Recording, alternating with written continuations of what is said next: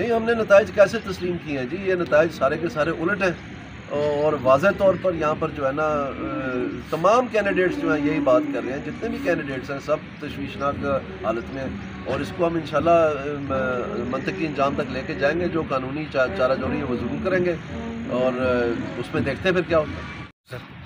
جی یہ 2024 کا جو الیکشن ہے NA 75 میں، اس میں تمام تر جو ہوچے ہتھ کنڈے ہیں وہ استعمال کیے گئے۔ یہاں پر پیٹرول پمپ سیل کیے گئے جو ہمارے سپورٹر تھے، شادی گھر سیل کیے گئے، اسکول سیل کیے گئے، جگہ جگہ پر ہمارے جو کارنر میٹنگز تھی وہاں پر کرسیاں اٹھائی گئیں، اور اس کے علاوہ جو لوگ ہمیں بٹھاتے تھے شام کو پولیس آ کے ان کے گھر میں ان کو گرفتار کر کے لے جاتی تھی، مختلف قسم کے پرچوں میں جو نامعلوم لوگ تھے ان میں ان کو گھر لیتی تھی۔ اس طرح پھر 45 جو چیئرمین ہیں یونین کاؤنسل کے، انہوں نے لاہور جا کے پروٹیکٹیو بیل لی۔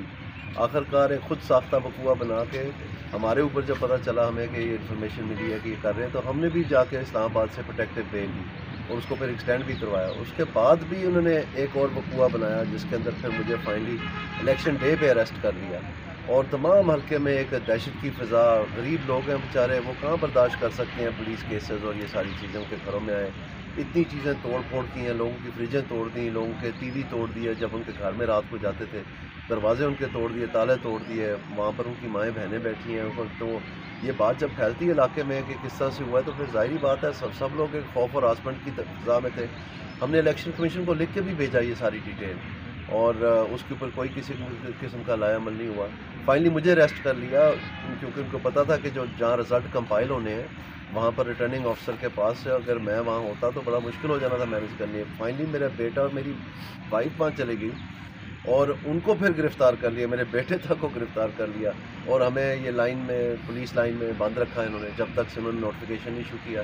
اور سب دنیا نے دیکھا ٹی وی کے اوپر کہ شروع میں جب رات کے 3 بجے تک جو ہے مجھے برتری حاصل تھی، اس کے بعد جب میری وائف کو اور بیٹے کو اٹھا کے لے آئے ریٹرننگ افسر کے دفتر سے، تو صبح کے وقت پھر 10 بجے کے بعد انہوں نے اپنی مرضی کا رزلٹ بنایا، اور وہاں پر پریزائڈنگ افسر جو تھیں اور افسر جو تھے وہ رو کے باہر آ رہے تھے کہ ہمارے ساتھ زیادتی ہوئی ہے، اور ہمارے ساتھ جو ہے نا یہ ہم سے رزلٹ جو ہے وہ لے کے سائڈ پہ پھینک دیا اور نئے کاغذوں پہ ہمارے سے سائن کروایا۔ بار بار لوگوں نے کہا ہے وہاں پر موقع پر موجود جو رزلٹ لے کے جانا تھا وہ سیلڈ اینولوپس ہیں سفید نوعیت کے جو الیکشن کمیشن سے ایشو ہوئے ہوئے، وہ بکھرے پڑے ہوئے تھے، سیلڈ یعنی کھلے ہی نہیں تھے، وہ رزلٹ خود ہی بنا کے انہوں نے اس میں چڑھا دیا سارا کچھ۔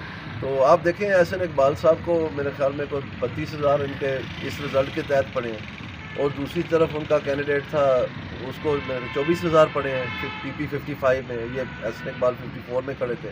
تو یہ ملا جلا کے مشکل سے جو ہے نا 60,000 ووٹ بھی نہیں بنتا، اور وہ جو پچھلے دفعہ MPA کھڑے تھے انہوں نے 6,000 ووٹ لیے تھے، تو ان کو 99,000 ووٹ کہاں سے پڑ گئے تھے؟ مطلب ہوش مندی کی بات ہے نا کہ کوئی عقل فہم بھی جواب دے جاتی ہے اس طرح کی بات دیکھ کے۔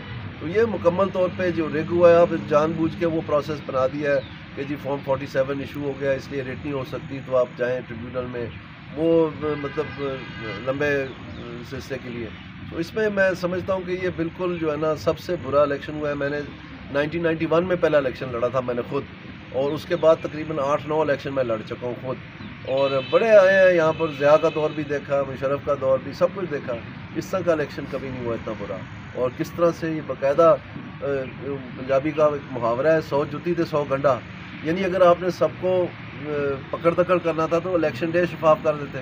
آپ نے الیکشن ڈے پہ بھی کیونکہ آپ کی پکڑ دکڑ کامیاب نہیں ہوئی، ووٹ آپ کے مانا ہی نہیں بات، تو پھر وہ 100 جوتے کھا لیے آپ نے، اور پھر الیکشن ڈے کے اوپر آپ نے 100 پیاز بھی کھا لیے کیونکہ آپ کو وہ بھی ریگنگ کرنی پڑی۔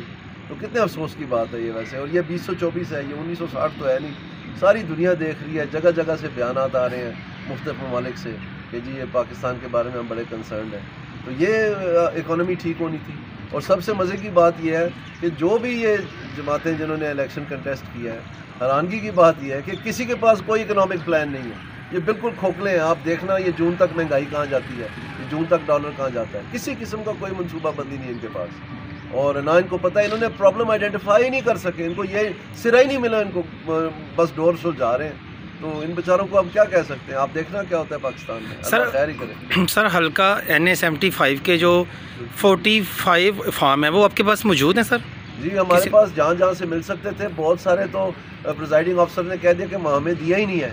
اور پھر جب میں خود وہاں گیا ہوں 2-3 پولنگ اسٹیشن میں وہاں نہیں تھا, اور انہوں نے کہا کہ جی ہمیں منگوایا وہ آ رہا ہے اب.